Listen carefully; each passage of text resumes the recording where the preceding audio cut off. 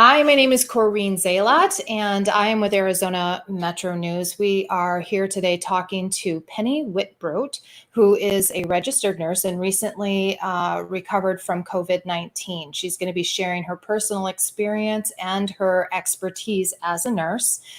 Please do keep in mind that this is not intended to be medical advice. Always seek the advice from your primary care physician. And without further ado, let's welcome Penny to the show.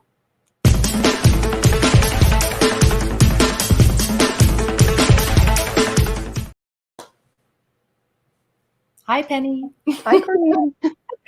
Okay, this is part five, 5 out of 5. And the last show we were completing talking about the mortality rate. CDC had just recently downgraded it to about 0.2%, which is a little bit higher than the flu. And we kind of talked about like the political component to it. So going from that, let's think for a moment. What is it that you think that maybe we could do as an individual or within a community? What actions could we take maybe to have this politicized process change so that patients can actually get the treatment that they need? Do you have ideas I about think that? primarily that we have got to get the government out of our doctor's office. You have a body, you have a doctor that treats you based on usually a long-term relationship, what he knows about you. You just, as you get to working with a patient, you just learn certain things about them. You can kind of look at them and know that this is different. This isn't quite their normal course of illness. And I think when the government gets involved and takes that, yes, hydroxychloroquine would definitely be an off-label use for COVID-19, but 40% of the prescriptions in this country every year are written off-label. So I think we really need the boards of pharmacy to get out. It depends on what state you live in. In my state, in Kentucky, the whole thought supposedly behind it is we're trying to prevent this shortage of the drug for people who have lupus and RA. And I totally get that. Those people need the drug. But the drug is inexpensive. It's easily gotten. We have plenty of it. And to deny somebody they're going to need basically what, for 6 pills, 6 pills, and look at the cost, so you give this person 6 pills now or you don't. And now you've got an ICU patient who's on the ventilator, on dialysis or on ECMO, something very dangerous. Their family can't even be there to advocate for them. And I just think to intentionally put patients in that position, I'm just waiting for people to rise up and say, we're going to have a class action lawsuit. This is crazy. Why are you denying treatment to people? That's exactly what I was thinking. I was thinking, we know what the treatment protocols would be. If I was Jane Doe walking in to see my primary care physician with XYZ symptoms, my primary care would write a prescription, knowing my medical history. Yes. And knowing, what I have, they would prescribe what's necessary to treat what's presenting. And so, yeah, I agree. I think I've never seen anything like this. It's just really shocking to me that that there's this one size fits all protocol that's been put into place. Yeah. And we learn as nurses that it's never one size fits all. You have to look at every single individual and know their back history and know their the signs and symptoms they're presenting with, and all of that. So it does blow my mind. And so I think you're right. I think it may come down to just kind of having, those voting, right? Yeah. We always do a lot with voting. And then just really trying to push policy maybe to get that uncollapsed, where we're not having CDC or WHO or somebody that's, regulating a one size fits all treatment protocol. Or just controlling the narrative in such a way that, patients, even when they can get it, are scared to take it because they're just sure they're going to die from it. They're going to have a heart attack, or, I think just putting out so much false information is so detrimental to patients. It's paralyzing. They feel like they have no control. And so people are just checking out. They're like, okay, well, I'm going to go out because I'm either going to die or I'm not. I'm not going to get treatment. why even get tested if you're not going to get treatment just so you could be tracked? I mean, it doesn't make any sense. The government has to give something back. They have to say, look, we want people to get early treatment. We want them to be tested. If you're tested, we won't get in the way of early treatment. Then people feel like that's equitable and they want to be involved in that. Yeah, I agree. Yeah, I think that, and I like, you're right. The mainstream media is really kind of doing a number on the fear mongering. I know in the beginning I was terrified because this was a novel Sure. virus. We don't know anything about it. And I'm like, Right. I felt a responsibility to not put out information that could be detrimental to the public. I'm not going to Yes. say, oh, you don't need a mask. Don't worry about it. It's not a big deal. It's a flu. And then Right. have, a million people die because of something I said. Sure. So it's kind of that give and take where there's a responsibility, but then there's also, now that we have a better understanding of Right. its mortality and all of that. And I don't even think the mortality would be as high as it is, except for that we're making it that way. We're denying treatment to people that we know it will kill, and let's just wait. Let's just wait. I mean, I can't tell you how many people have reached out to me and said, hey, I went to the emergency room 4 times, or my family member went to the emergency room 3 times and was sent away because they weren't sick enough and now they're on the ventilator. Right. What kind of healthcare model is that? I agree. That's one of the things that I've had friends who are nurses who obviously got exposed at work. And, normally, like if we were exposed to something like tuberculosis, we would be notified, hey, you've got an exposure. Let's go test you and make sure, they're not allowing us to be tested. They're not notifying us to let us know that we've been potentially exposed. They're not even testing us. And they're telling us to come to work, even if we have been exposed and we are sick and have symptoms, as long as we don't have a fever, things like that. And they're not also letting us wear masks. Some people in the field, well, you don't work with COVID patients, you don't need a mask. Well, that's kind of ridiculous. You don't know who's got it, unless we're doing masks. It's so unscientific. It's so unscientific. Like we have to have crazy good double blind clinical, all these things for a hydroxychloroquine to be any way effective. But we don't have to do that for remdesivir. We don't have to follow all the safety protocols for vaccines. We don't need science there because we're in a hurry. And I'm like, you got a drug that's been around for 65 years, used safely, and we're just going to create mass hysteria. Yeah. When you see that, you need to take a breath and say, wait a minute, what this? If it's been why is it still around if it's so dangerous? Exactly. But given late, it definitely is. I did want to share some things with you that people probably should have at home if they're at risk. Okay, let's do that. If you're going to take hydroxychloroquine, a lot of doctors, for some reason, are not aware that it can really lower blood sugar, whether you're diabetic or not. And I actually had a very low blood sugar that happened suddenly that left me so confused I didn't know what was going on. And luckily, my husband figured it out. But if you are going to take hydroxychloroquine, I do recommend that people get a glucose monitor and check your blood sugars. Make sure you're taking it with food. It doesn't usually cause problems for people if they're taking it for lupus or RA, but they're usually eating well. And with COVID, it just kills your appetite and you can't taste anything and you stop eating, and then you're really at risk for dangerously low blood sugars. So a glucose monitor is handy.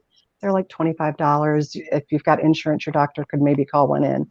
The other thing, when you're calling your doctor and you're sharing with him that you're sick, they don't really get it if they don't see numbers a lot of the time. So you can purchase a blood pressure cuff, and it will also tell you heart rate, but I wouldn't use it for that. But a blood pressure cuff so that you can write down, do your blood pressure morning and night, write that down, because you can share that with your doctor and he can see if your numbers are getting higher and higher or lower and lower. And we can figure some things out based on that. Like, are you dehydrated? Is your disease process advancing so much that you need inpatient care? So I would definitely get that. Walmart, I mean, just about everywhere has them. This was a lifesaver for me. This is a pulse oximeter, and you just turn it on and you kind of warm your finger up a little bit, and it will measure how much oxygen is in your blood and your heart rate. And then you kind of know where you're at with that, and you can see it going down. So if you know what it is when you're normal, if you're diabetic, you have high blood pressure, these are good things to have on hand. It wasn't expensive, maybe $25. And I was able to call my doctor and say, hey, my oxygen level is 90% on room air when I'm sitting in the bed. That's not good. And so based on that, my doctor was able to enter that information and get me home oxygen. So that's a really handy thing. I'm Okay. amazed at how many people don't have digital thermometers. There was like a big run on digital thermometers because the ones that people had were very old and they didn't work, and then they couldn't find one, so they didn't know what their temperatures are, and this is important. And the one other thing I would recommend, and your doctor can call this in, but I think these can be bought from like medical supply stores over the counter, an incentive spirometer. And so what you do is you inhale, you put your mouth on it, you inhale, and this little yellow thing goes up. And you want to be up around here. And this will help you from getting stasis pneumonia. So just things pooling in your lungs and causing a bacterial infection.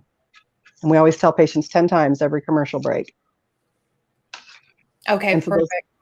and write these things down. Write down your blood pressure, write down what your pulse oximeter is, because invariably when you call your doctor, you'll be rushing through, you'll feel like he's rushing you. And if you've got it all written down, you can send it in an email and they can track you that way, or you can share it with them when you're on the phone or on a telemed visit. Okay. And so oxygen levels, normal is going to be 92 to 96, 99, somewhere in there. But when it starts to dip below, like I've always been trained, 88 to 92, obviously anything below 88, you're going to get hypoxia in the toes and the fingers and lips and thing. And then when you get that, that's basically the organs are not getting the oxygen that they need. So then you start having organ system failure and things like that. Right. And some people aren't actually even having that first symptom of feeling short of breath. So Right. having the pulse ox is a good thing, because we're seeing people just talking to you and they seem fine. They don't seem winded or anything. And they've got an oxygen saturation below 90. And if you're normally 99 to 100 and you're now 94 sitting in bed, I wonder what you are when you're up walking around. And I would report even that much of a reduction in your regular baseline. And one of the other things people can do is lay prone if they're at home sick, right? On your belly. Sleep Yep, on your belly. Yep, And it helps get those alveoli up in the back. Okay. And then if they're laying in bed on their back, maybe to head of the bed up 45 degrees, something like that Turn, cough, deep breathe, all of that. Okay. And then increase fluids. I mean, water, fluids in general. I would just drink to make sure you're getting your 64 ounces. We're seeing people fluid overload pretty easily with COVID-19, people who are very sick.